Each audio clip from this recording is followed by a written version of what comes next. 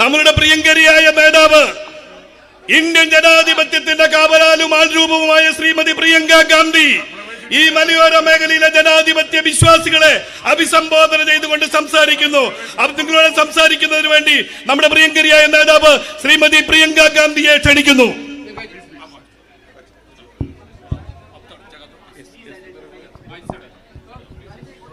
My dearest sisters and brothers, എൻ്റെ ഏറ്റവും സ്നേഹം നിറഞ്ഞ സഹോദരി സഹോദരന്മാരെ, all my colleagues who are here with me today, എൻ്റെ കൂടെ ഇന്നിവിടെയുള്ള എൻ്റെ പ്രിയപ്പെട്ട സഹപ്രവർത്തകരെ, I thank you from the bottom of my heart for the love you have given me. നിങ്ങൾ എനിക്ക് നൽകിക്കൊണ്ടിരിക്കുന്ന സ്നേഹത്തിന് എൻ്റെ ഹൃദയത്തിൻ്റെ ആഴങ്ങളിൽ നിന്ന് ഞാൻ നിങ്ങളോട് നന്ദി പറയുകയാണ്. Every single moment since I have set foot here in Wayanad, I have only felt your love and affection, and you have welcomed me into your homes, into your hearts like one of your own. വയനാട്ടിൽ എപ്പോഴാണോ ഞാൻ കാലെടുത്ത് വെച്ചത് അന്ന് മുതൽ നിങ്ങളുടെ സ്നേഹമാണ് ഞാൻ അനുഭവിച്ചുകൊണ്ടിരിക്കുന്നത്. നിങ്ങളുടെ വീടുകളിലേക്ക്, നിങ്ങളുടെ ഹൃദയങ്ങളിലേക്ക് നിങ്ങൾ എന്നെ കൊണ്ടുവന്നിരിക്കുകയാണ്, സ്വാഗതം ചെയ്തുകൊണ്ടിരിക്കുകയാണ്. The first day when I came here, I was going to my hotel and my car was stopped by some men and they wanted to talk to me, and one of them said he was from the army and he said that his mother wanted to see me. ഞാൻ ആദ്യം ഇങ്ങോട്ട് വന്നപ്പോൾ പോകുമ്പോൾ വഴിയിൽ car നിർത്തിയിട്ട് അവിടെ 3-4 പേരുണ്ടായിരുന്നു. അതിലൊരാൾ പറഞ്ഞു അദ്ദേഹം ആർമിയിൽ നിന്നുള്ള ആളായിരുന്നു, അദ്ദേഹത്തിൻ്റെ അമ്മയ്ക്ക് എന്നെ കാണണമെന്ന് അദ്ദേഹം എന്നോട് പറഞ്ഞു. So I said, take me home. So we walked to his house, and as I entered his home, I saw his mother standing there, and she didn't know I was coming, but she saw me, her face lit up with joy, and she hugged me and held me close to her as if I was her own daughter. അതില്ല, അദ്ദേഹം എന്നോട് പറഞ്ഞു വീട്ടിൽ പോയി അമ്മയ്ക്ക് എന്നെ കാണണം. അപ്പം ഞാൻ അദ്ദേഹത്തോട് പറഞ്ഞു ശരി നമുക്ക് വീട്ടിലേക്ക് പോവാം. ഞങ്ങൾ വീട്ടിലേക്ക് നടന്നു. രാത്രിയായ സമയമായിരുന്നു. വീട്ടിൽ ചെന്നപ്പോൾ അദ്ദേഹത്തിൻ്റെ അമ്മ അവിടെ ഇരിക്കുന്നുണ്ടായിരുന്നു. ആ അമ്മയ്ക്ക് അറിയില്ലായിരുന്നു ഞാൻ വരുന്നുണ്ടായിരുന്നെന്ന്. പക്ഷെ എന്നെ കണ്ടപ്പോൾ അമ്മയുടെ ആ സന്തോഷം കൊണ്ട് മുഖത്താകെ തെളിച്ചായി. എന്നെ കെട്ടിപ്പിടിച്ചു, ചേർത്ത് പിടിച്ചു. ഞാൻ അമ്മയുടെ മകൾ എന്ന പോലെ ആ അമ്മ എന്നെ ചേർത്ത് പിടിച്ചു. And then she took me inside her home. She made me sit down. Her name is Frizia. And she put her rosary in my hand. ആ അമ്മ എന്നെ കൈ പിടിച്ച് വീട്ടിനകത്ത് കൊണ്ടുപോയി അവിടെ ഇരുത്തിയിട്ട്, ഫ്രേസിയ എന്നാണ് അമ്മയുടെ പേര്, ആ അമ്മയുടെ കയ്യിലുള്ള കൊന്ത എൻ്റെ കയ്യിൽ വെച്ച് തന്നു. And she said, give this to your mother from me. എന്നിട്ട് ആ കൊന്ത എൻ്റെ കയ്യിൽ വെച്ച് തന്നിട്ട് അമ്മ എന്താ പറഞ്ഞെന്നറിയോ, ഇത് കൊണ്ടുപോയി നിങ്ങളുടെ അമ്മയ്ക്ക് കൊടുക്കണം എന്നാണ് എന്നോട് പറഞ്ഞത്. And that was my first day, my first evening of coming to Wayanad. I was coming to file my nomination. In that first moment, you accepted me, brought me to your home, gave me even a rosary for my mother. You have really touched my heart. ശരിക്കും അത് ഞാൻ വയനാട്ടിൽ വന്ന ആദ്യത്തെ ദിവസമാണ്. Nomination paper കൊടുക്കാൻ, നാമനിർദ്ദേശ പത്രിക സമർപ്പിക്കാൻ ആദ്യമായിട്ട് ഇവിടെ വന്ന ആ വൈകുന്നേരം നിങ്ങൾ എന്നെ വീട്ടിൽ കൊണ്ടുപോയി എനിക്കൊരു കൊന്ത തന്നു, എൻ്റെ അമ്മയ്ക്ക് നൽകാൻ ഒരു കൊന്ത തന്നു. ആ അനുഭവം ശരിക്കും എൻ്റെ മനസ്സിനെ സ്പർശിച്ച ഒരു അനുഭവമാണ്.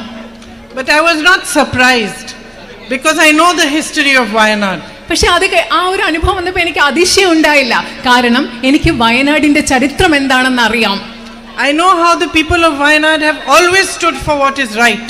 എനിക്കറിയാം എങ്ങനെയാണ് വയനാട്ടിലെ ജനങ്ങളായ നിങ്ങൾ ഓരോരുത്തരും എല്ലാ കാലത്തും എന്താണോ ശരി അതിനുവേണ്ടി നിലകൊണ്ടിട്ടുള്ളവരാണെന്ന് എനിക്കറിയാം. In some ways you represent everything that is good about our country. ഒരർത്ഥത്തിൽ പറഞ്ഞാൽ വയനാട്ടുകായ നിങ്ങൾ ഓരോരുത്തരും ഈ രാജ്യത്ത്, ഇന്ത്യയിൽ ഏറ്റവും നല്ലതായിട്ട് എന്താണോ ഉള്ളത് അതിനെ പ്രതിനിധാനം ചെയ്യുന്നവരാണ് വയനാട്ടിലെ നിങ്ങൾ. You have a deep history. Your indigenous people fought against the British. നിങ്ങൾക്കൊരു ആഴമുള്ള ചരിത്രമുണ്ട്. ഇവിടുത്തെ തദ്ദേശീയരായ ജനങ്ങൾ ബ്രിട്ടീഷുകാർക്കെതിരെ പോരാടിയവരാണ്. And you have always lived in harmony. അത് മാത്രമല്ല നിങ്ങൾ എല്ലാ കാലത്തും സാഹോദര്യത്തിലും ഐക്യത്തിലുമാണ് ജീവിച്ചിട്ടുള്ളത്. No matter which religion you have belonged to, you have lived as brothers and sisters. നിങ്ങൾ ഏത് മതത്തിൽപ്പെട്ട ആളുകളായിക്കൊള്ളട്ടെ, വയനാട്ടിലുള്ള ജനങ്ങൾ നിങ്ങൾ സഹോദരി സഹോദരന്മാരെ പോലെയാണ് എല്ലാ കാലത്തും ജീവിച്ചിട്ടുള്ളത്. And these are the teachings of all our religious leaders, whether it was Sri Narayan Guruji, whether it was our great earlier leaders before that, or our gurus. They have all taught that we should live in harmony, there should be equality, and everybody should move forward and progress together. ഇതാണ് നമ്മുടെ രാജ്യത്തെ ഏറ്റവും വലിയ മതത്തിൻ്റെ ഒക്കെ ഏറ്റവും വലിയ നേതാക്കളുടെ സന്ദേശം ഇതാണ്. ശ്രീനാരായണ ഗുരുവിനെ പോലെയുള്ള നേതാക്കളോ അതുപോലെയുള്ള മഹാന്മാർ നമുക്ക് പഠിപ്പിച്ചുള്ളത് ഇതാണ്. എല്ലാ മനുഷ്യരും സാഹോദര്യത്തോടും ഐക്യത്തോടു കൂടി ഏത് മതത്തിൽപ്പെട്ടവരായാലും ജീവിക്കണം എന്ന സന്ദേശമാണ് നമ്മൾ പഠിച്ചിട്ടുള്ളത്. These are the same values on which our freedom movement was led by Mahatma Gandhi ji. ഇതേ മൂല്യങ്ങൾ, സ്വാതന്ത്ര്യത്തിന്റെയും ഐക്യത്തിന്റെയും തുല്യതയുടെയും ഒക്കെ മൂല്യങ്ങളുടെ അടിസ്ഥാനത്തിലാണ് ശ്രീ മഹാത്മാഗാന്ധി നമ്മുടെ സ്വാതന്ത്ര്യ സമരം നയിച്ചതും മുൻപോട്ട് കൊണ്ടുപോയതും. He was inspired to fight for the truth by the Bhagavad Gita. അദ്ദേഹത്തെ സത്യത്തിന് വേണ്ടി പോരാടാൻ അദ്ദേഹത്തിന് പ്രചോദനം നൽകിയത് ഭഗവത്ഗീതയാണ്. And by the Holy Quran. അതുപോലെ തന്നെ ഹോളി ഖുറാനിലെ മൂല്യങ്ങളും അദ്ദേഹത്തിന് പ്രചോദനം നൽകി. And he was deeply inspired by Lord Jesus' Sermon on the Mount. അതുപോലെ തന്നെ ജീസസ് ക്രൈസ്റ്റിന്റെ, യേശുദേവന്റെ പ്രഭാഷണത്തിൽ അദ്ദേഹം വളരെയധികം പ്രചോദനം ഉൾക്കൊണ്ടു. In fact, if somebody embodied what is written in the Bible in Corinthians 13, that whatever you do, unless you have love in your heart, it is of no value, it was Mahatma Gandhi. ബൈബിളിൽ Corinthians 13 പറയുന്നത്, അതായത് നിങ്ങൾ എന്ത് ചെയ്യുമ്പോഴും നിങ്ങളുടെ ഹൃദയത്തിൽ സ്നേഹമില്ലെങ്കിൽ അതിനൊരു മൂല്യമില്ല എന്ന് പറയുന്ന ആശയം ഏറ്റവും അധികം അർത്ഥവത്തായി ഉൾക്കൊണ്ടിട്ടുള്ളത് മഹാത്മാഗാന്ധി അല്ലാതെ മറ്റാരുമല്ല. And so when India became a free nation, it was those same values on which the Constitution of India was based. India ഒരു സ്വതന്ത്ര രാജ്യമായപ്പോൾ ഞാൻ നേരത്തെ പറഞ്ഞ ഇതേ മൂല്യങ്ങളുടെ അടിസ്ഥാനത്തിലാണ് നമ്മുടെ ഭരണഘടന രൂപവൽക്കരിക്കപ്പെട്ടത്. The values of love, equality, truth, justice, secularism, this was the basis of our nation. സത്യം, സ്നേഹം, തുല്യത, സമത്വം, മതേതരത്വം തുടങ്ങിയ മൂല്യങ്ങളുടെ അടിസ്ഥാനത്തിലാണ് ഈ രാജ്യത്തെ പടുത്തുയർത്തിയിട്ടുള്ളത്.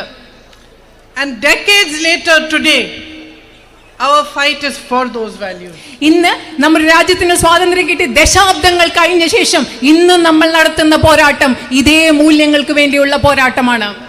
You, the people of Wayanad, have shown the country the way. നിങ്ങള് വയനാട്ടിലെ ജനങ്ങൾക്ക് ഈ രാജ്യത്തെ മുഴുവൻ നിങ്ങൾ കാണിച്ചു കൊടുത്തിട്ടുണ്ട് എങ്ങനെയാണ് മുൻപോട്ട് പോകേണ്ടതെന്നുള്ള വഴി. A massive campaign was unleashed against my brother to tarnish his reputation. Lots of money, lots of resources were poured into that campaign. എന്റെ സഹോദരന്റെ പ്രതിച്ഛായ, എന്റെ സഹോദരന്റെ സത്പേര് ഇല്ലാതാക്കാൻ വേണ്ടി ഒരുപാട് പൈസ ഉപയോഗിച്ച്, ഒരുപാട് വിഭവങ്ങൾ ഉപയോഗിച്ച് ഈ രാജ്യത്ത് വലിയൊരു പ്രചരണം തന്നെ നടക്കുകയുണ്ടായി. And there was a time where everybody was turning their back on him. ഒരു സമയമുണ്ടായിരുന്നു എന്റെ സഹോദരനോട് ഈ ലോകം മുഴുവൻ എതിർത്ത, ലോകം മുഴുവൻ പുറംതിരിഞ്ഞു നിന്നൊരു സമയമുണ്ടായിരുന്നു.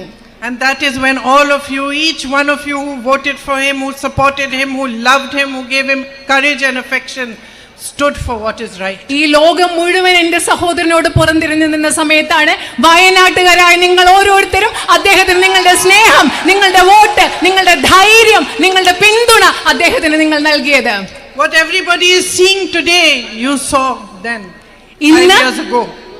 ഇന്ന് എന്റെ സഹോദരനിൽ ഇന്ന് എല്ലാവരും കാണുന്നത് എന്താണോ അത് നിങ്ങൾ 5 വർഷം മുമ്പ് നിങ്ങൾ കണ്ടു എന്ന് ഞാൻ പറയുകയാണ്. Today the whole world recognizes that this one man is standing for the truth. He is fighting for the truth and he has the courage to keep fighting no matter what happens to him. ഇന്ന് ലോകം മുഴുവൻ അംഗീകരിക്കുകയാണ് ഈ ഒരൊറ്റ മനുഷ്യൻ അദ്ദേഹം സത്യത്തിന് വേണ്ടിയാണ് പോരാടുന്നത്. എന്ത് സംഭവിച്ചാലും സത്യത്തിന് വേണ്ടി പോരാടാനുള്ള ധൈര്യവും കരുത്തും അദ്ദേഹത്തിനുണ്ടെന്ന് ഈ ലോകം മുഴുവൻ ഇന്ന് പറയുമ്പോൾ വയനാട്ടുകാർ നിങ്ങളത് 5 വർഷം മുമ്പ് തിരിച്ചറിഞ്ഞു. But my sisters and brothers of Wayanad, you recognized this man and you recognized his fight much before everybody else did. എൻ്റെ വയനാട്ടിലെ പ്രിയപ്പെട്ട സഹോദരി സഹോദരന്മാരെ, എൻ്റെ സഹോദരൻ്റെ ഈ മനുഷ്യൻ്റെ പോരാട്ടം, ഈ മനുഷ്യൻ എന്താണെന്നുള്ളത് ലോകം മുഴുവൻ തിരിച്ചറിയുന്നതിന് മുമ്പ് വയനാട്ടുകാരായി നിങ്ങൾ തിരിച്ചറിഞ്ഞു എന്ന് ഞാൻ പറയുകയാണ്. And you made a bond with him of love and trust and loyalty that is in his heart. നിങ്ങൾ അദ്ദേഹത്തോട് സ്നേഹത്തിൻ്റെ, വിശ്വാസത്തിൻ്റെ, പരസ്പര വിശ്വാസത്തിൻ്റെ, സ്നേഹത്തിൻ്റെ ആഴമുള്ള ഒരു ബന്ധം നിങ്ങൾ അദ്ദേഹത്തോട് ഉണ്ടാക്കിയെടുത്തിട്ടുണ്ട്.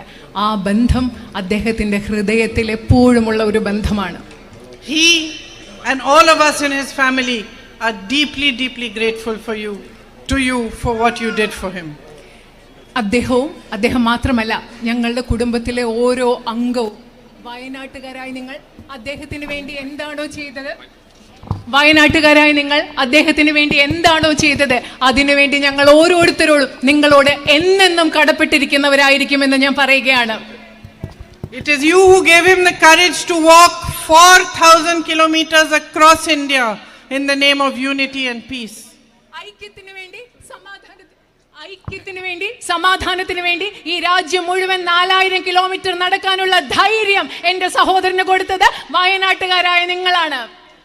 I am his sister, so I can tell you how sad he was to leave you. ഞാൻ അദ്ദേഹത്തിന്റെ സഹോദരിയാണ്. അതുകൊണ്ട് എനിക്കറിയാം വയനാട്ടിലെ നിയോജക മണ്ഡലം ഉപേക്ഷിച്ചു പോകേണ്ടി വന്നപ്പോൾ, നിങ്ങളെ ഉപേക്ഷിച്ചു പോകേണ്ടി വരാൻ അദ്ദേഹത്തിന് എന്തുമാത്രം വിഷമമുണ്ടെന്ന് അദ്ദേഹത്തിന്റെ സഹോദരിയായി എനിക്കറിയാം.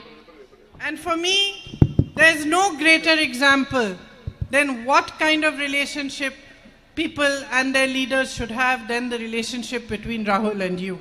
രാഹുലും നിങ്ങളും തമ്മിലുള്ള ബന്ധത്തിൽ ഉപരിയായി ഒരു നേതാവും ജനങ്ങളും തമ്മിലുള്ള ബന്ധം എങ്ങനെ ആയിരിക്കണം എന്നതിന് എനിക്ക് മറ്റൊരു ഉദാഹരണത്തിന്റെ ആവശ്യമില്ല. Because when politics becomes only about being powerful, only about staying in power by any means, whether it is dividing people, spreading hatred, spreading anger, creating situations like you have seen in Manipur and in other states, then the whole basis of politics becomes completely wrong.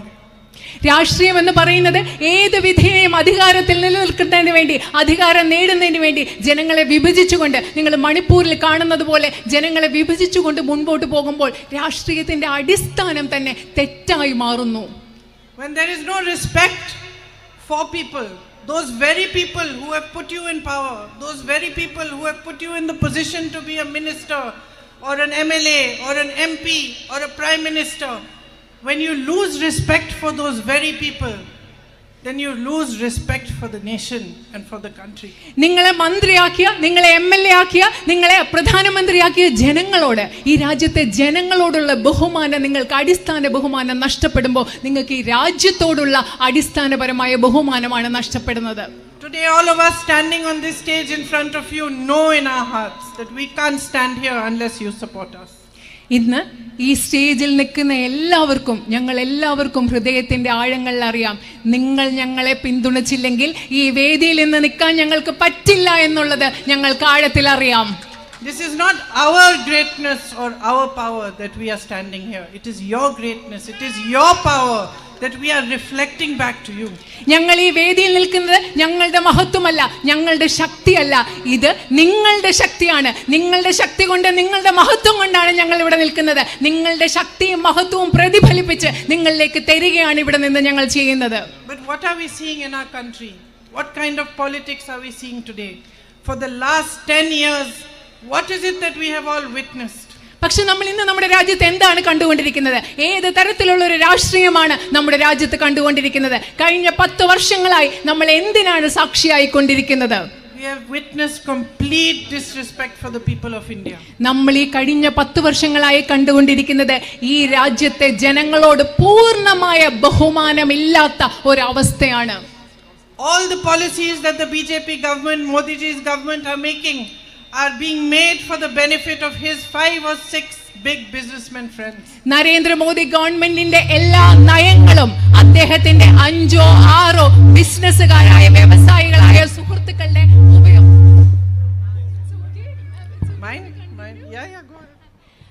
നരേന്ദ്രമോദിയുടെ സുഹൃത്തുക്കളായ 5 or 6 ബിസിനസ്സുകാരുടെ ഗുണത്തിന് വേണ്ടി മാത്രമാണ് ഇവിടെ നയങ്ങൾ ഉണ്ടാക്കിക്കൊണ്ടിരിക്കുന്നത്. Policies are not made to benefit you. നിങ്ങളുടെ ഉപയോഗത്തിന് വേണ്ടിയല്ല, നിങ്ങൾക്ക് വേണ്ടിയല്ല ഈ രാജ്യത്തെ നയങ്ങൾ ഉണ്ടാക്കിക്കൊണ്ടിരിക്കുന്നത്. There is no compassion for farmers. Here you have a tradition of agriculture, and agriculture is the basis of your community, and yet you are continuously promised MSP for your crops and you don't get it. ഇവിടുത്തെ കർഷകരോട് യാതൊരു അനുതാപവും അനുകമ്പയും ഇല്ല. നിങ്ങൾക്ക് ഇവിടെ കൃത്യമായ നിങ്ങൾക്കൊരു കൃഷിയുടെ പാരമ്പര്യമുണ്ട്, കാർഷിക വൃത്തിയുടെ പാരമ്പര്യമുണ്ട്. നിങ്ങൾക്ക് വീണ്ടും വീണ്ടും ഒരു മിനിമം താങ്ങുവില വാഗ്ദാനം നൽകുകയാണ്, പക്ഷെ അത് നിങ്ങൾക്ക് ഇതുവരെ ലഭിച്ചിട്ടില്ല. Tribal peoples and farmers are under attack across the country. ഈ രാജ്യം മുഴുവനും നമ്മുടെ കർഷകരും ആദിവാസികളും ആക്രമിക്കപ്പെട്ടുകൊണ്ടിരിക്കുകയാണ്. Their lands are given to big business people. വലിയ വലിയ ബിസിനസ്സുകാർക്ക്, വ്യവസായികൾക്ക് ആദിവാസികളുടെ ഭൂമി എടുത്ത് നൽകിക്കൊണ്ടിരിക്കുകയാണ്. And there is no thinking on how to make jobs for you, how to increase employment, how to give you better access for health, for education and all those needs that the government should be providing for. നിങ്ങൾക്ക് എങ്ങനെയാണ് കൂടുതൽ തൊഴിലവസരങ്ങൾ സൃഷ്ടിക്കുക, കൂടുതൽ തൊഴിൽ നൽകുക, വിദ്യാഭ്യാസത്തിനും ആരോഗ്യ സംരക്ഷണത്തിനും കൂടുതൽ സാധ്യതകൾ ഉണ്ടാക്കുക, ഇതിനെപ്പറ്റി ഒന്നും ഗവൺമെന്റ് ചിന്തിക്കുന്നില്ല. You were promised MSP for rubber, you still don't get it. You were promised a medical college. The board has been put up in front of the hospital saying it's a medical college, but there are no facilities there. നിങ്ങൾക്ക് റബ്ബറിന് താങ്ങുവില നൽകാമെന്ന് പറഞ്ഞു, നൽകിയിട്ടില്ല. നിങ്ങൾക്ക് medical college വേണം. അവിടുത്തെ ആശുപത്രിയുടെ മുൻപിൽ മെഡിക്കൽ കോളേജ് എന്നൊരു ബോർഡ് വെച്ചിട്ടുള്ളതല്ലാതെ നിങ്ങൾക്ക് യാതൊരു സൗകര്യങ്ങൾ ഇവിടെ ഇതുവരെ നൽകിയിട്ടില്ല. And when there is no respect for people and there is no respect for the strength that people give you, then politicians wake up in the morning and decide to make whatever rules they want and you have to abide by them. ഇപ്പോ ജനങ്ങളോട് നിങ്ങളോട് ബഹുമാനമില്ലാത്തപ്പോൾ, നിങ്ങൾ നേരിടുന്ന പ്രശ്നങ്ങൾ എന്താണെന്ന് മനസ്സിലാക്കാൻ താല്പര്യമില്ലാത്തപ്പോൾ രാഷ്ട്രീയക്കാർ രാവിലെ എഴുന്നേറ്റ് അവർക്ക് ഇഷ്ടമുള്ള തീരുമാനങ്ങൾ കൊണ്ടുവരികയാണ്. അത് നിങ്ങൾക്ക് അനുസരിക്കണം. അതാണ് ഇന്നത്തെ സാഹചര്യം. So all of a sudden you have demonetization. പെട്ടെന്ന് ഒരു ദിവസം നിങ്ങൾക്ക് ഈ രാജ്യത്ത് not നിരോധനമുണ്ട്, which affects deeply all these small businesses. അത് ഏറ്റവും കൂടുതൽ ആഴത്തിൽ ബാധിച്ചിട്ടുള്ളത് ഇവിടെയുള്ള ചെറിയ ചെറിയ കച്ചവടക്കാരെയും വ്യാപാര സ്ഥാപനങ്ങളെയുമാണ്. All of a sudden you have multiple GST, different taxes on different things that confuse you, that create more and more problems in your business. അത് മാത്രമല്ല, പെട്ടെന്ന് നിങ്ങൾക്ക് GST, ചരക്ക് സേവന നികുതി പോലെയുള്ള പല പല നികുതികൾ ഉണ്ടാവുന്നു. നിങ്ങളെ എല്ലാവരുടെയും ആശയക്കുഴപ്പത്തിലാക്കുന്ന പല പല നികുതികൾ ഉണ്ടാവുന്നു. All of a sudden a zone is declared ESA and villages are put into that zone without any proper reasoning or planning, and you have to abide by new rules. അത് മാത്രമല്ല, പെട്ടെന്ന് ഒരു ദിവസം പരിസ്ഥിതി ആഘാത പഠനം നടത്തി പരിസ്ഥിതി ലോല മേഖല പ്രഖ്യാപിച്ച് കുറെ ഗ്രാമങ്ങളെ അതിലേക്ക് പ്രഖ്യാപിക്കുകയാണ്. നിങ്ങൾക്ക് ഇതിന്റെ പിന്നിൽ ഒരു ആസൂത്രണവുമില്ല. നിങ്ങളെ ആകെ ആശയക്കുഴപ്പത്തിലാക്കുകയാണ്. There is so much that can be done here. Tourism can be developed so much more. വയനാട്ടിൽ ഒരുപാട് കാര്യങ്ങൾ ഇവിടെ ചെയ്യാനുണ്ട്. നിങ്ങളുടെ വിനോദസഞ്ചാരം ഇനി ഒരുപാട് നമുക്ക് വികസിപ്പിച്ചെടുക്കേണ്ടതുണ്ട്. Health facilities, education facilities can be improved, access can be improved. അതുപോലെ തന്നെ ആരോഗ്യ സംവിധാനങ്ങൾ, വിദ്യാഭ്യാസത്തിനുള്ള സംവിധാനങ്ങൾ മെച്ചപ്പെടുത്തേണ്ടതുണ്ട്. അതിലൊക്കെ പ്രവേശിക്കാനുള്ള സാധ്യതകൾ ഉണ്ടാക്കേണ്ടതുണ്ട്. I know you have a huge issue of human-animal conflict. Everybody should sit down, find solutions which work for all sides. എനിക്കറിയാം, നിങ്ങൾക്കിവിടെ മനുഷ്യ വന്യജീവി സംഘർഷം എന്ന് പറയുന്ന ഒരു വലിയ പ്രശ്നം പരിഹരിക്കാനുണ്ട്. ഒരുമിച്ച് ചേർന്ന് നിന്നുകൊണ്ട് അതിന് കൃത്യമായ ഒരു പരിഹാരം കണ്ടെത്തേണ്ടതുണ്ട്. I know my brother has worked hard to pressurize both the state government and the central government to provide facilities and to do many of these things. എനിക്കറിയാം, ഈ പല കാര്യങ്ങളും ചെയ്യുന്നതിന് വേണ്ടി എൻ്റെ സഹോദരൻ തന്നാലാവുന്ന വിധത്തിൽ സംസ്ഥാന ഗവൺമെന്റിനെയും കേന്ദ്ര ഗവൺമെന്റിനെയും സമ്മർദ്ദത്തിലാക്കാൻ കഴിയുന്നത്ര ശ്രമിച്ചിട്ടുണ്ടെന്ന് എനിക്കറിയാം.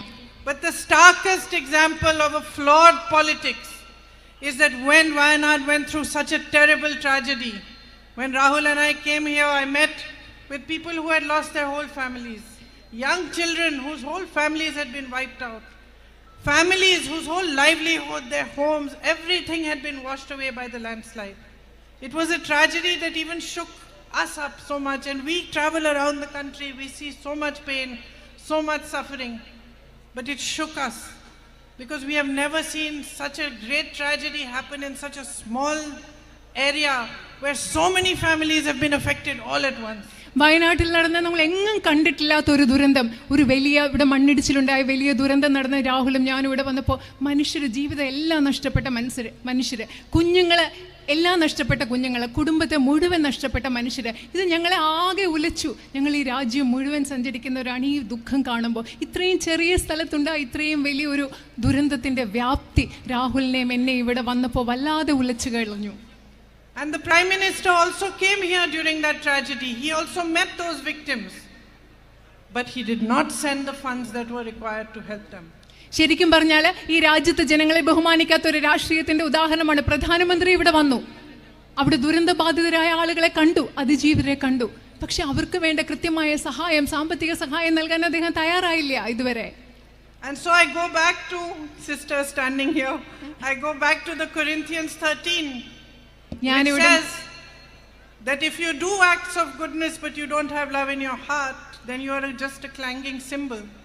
ഞാൻ അവിടെ നിൽക്കുന്ന എൻ്റെ സഹോദരിമാരുടെ അടുത്തേക്ക് പോയി, അവിടെ സിസ്റ്റേഴ്സ് ഉണ്ട്, സിസ്റ്റേഴ്സിനോട് പോയിട്ട് വീണ്ടും ഞാൻ നേരത്തെ പറഞ്ഞ കൊറിന്ത്യൻസ് 13 പറയുന്ന ആ വാചകം പറയാണ്, നിങ്ങൾ നല്ല കാര്യങ്ങൾ ചെയ്യുന്നു, പക്ഷേ നിങ്ങളുടെ ഹൃദയത്തിൽ നല്ല കാര്യങ്ങൾ ചെയ്യുന്നതിൽ സ്നേഹമില്ലെങ്കിൽ ആ പ്രവൃത്തിക്ക് യാതൊരു അർത്ഥവുമില്ല, അത് വെറും ഒരു പ്രതീകം മാത്രമായി മാറുകയാണ്.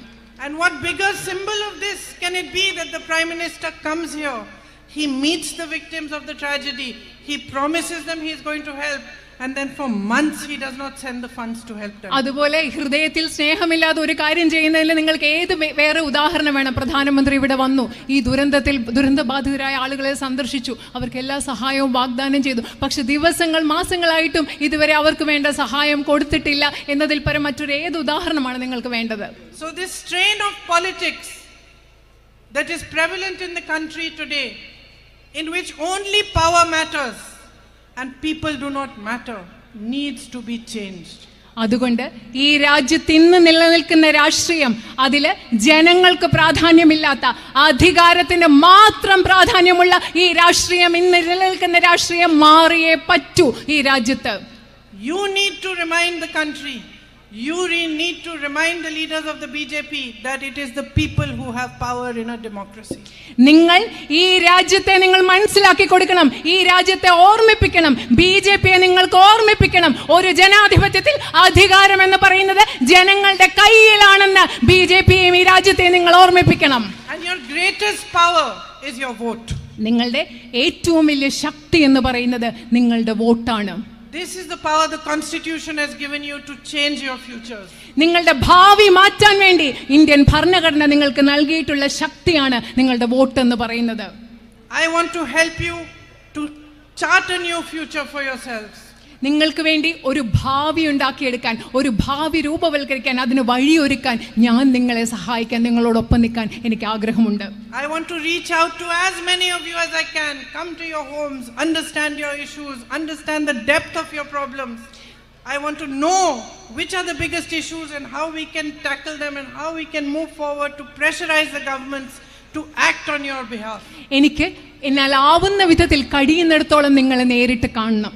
എനിക്ക് നിങ്ങളുടെ വീട്ടിൽ വരണം, നിങ്ങളോട് സംസാരിക്കണം, നിങ്ങളുടെ പ്രശ്നങ്ങൾ എന്താണെന്ന് അറിയണം, നിങ്ങളുടെ കൃത്യമായ പ്രശ്നങ്ങൾ എന്താണെന്ന് മനസ്സിലാക്കി അത് പരിഹരിക്കാൻ ഗവൺമെന്റുകൾക്ക് സമ്മർദ്ദം ചെലുത്താൻ എനിക്ക് ആവുന്നത് ചെയ്യാൻ കഴിയണമെന്ന് എനിക്ക് ആഗ്രഹമുണ്ട്.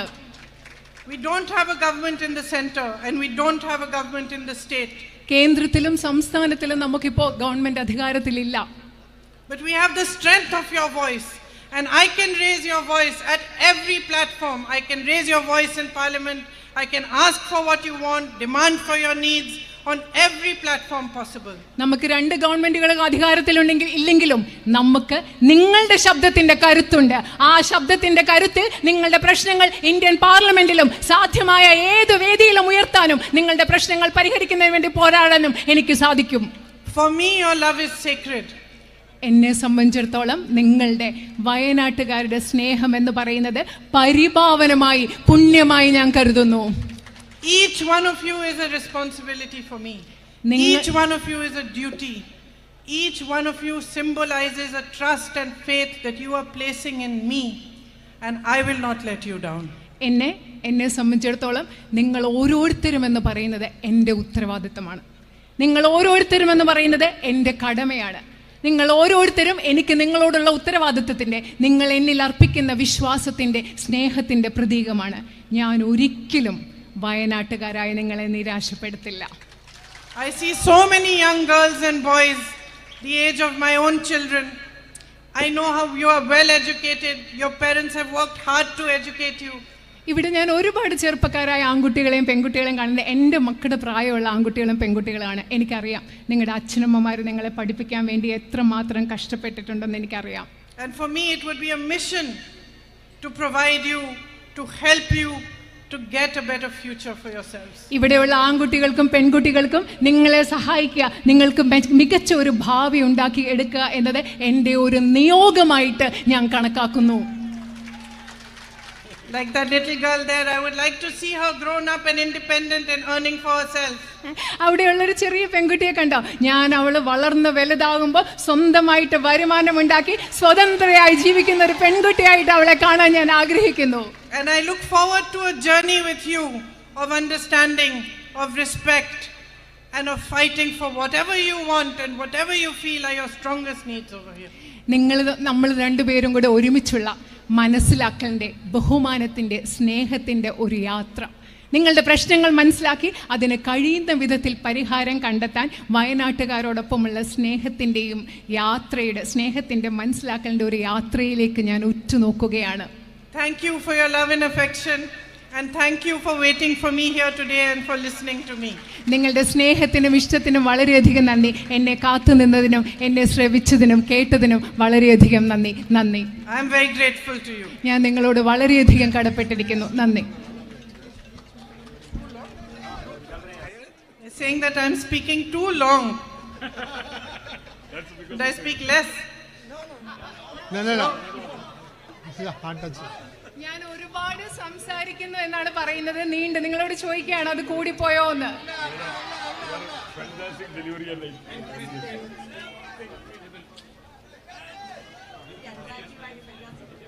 നമ്മുടെ ഈ മഹാസമ്മേളനത്തിൽ പങ്കെടുത്ത എല്ലാ പ്രവർത്തകർക്കും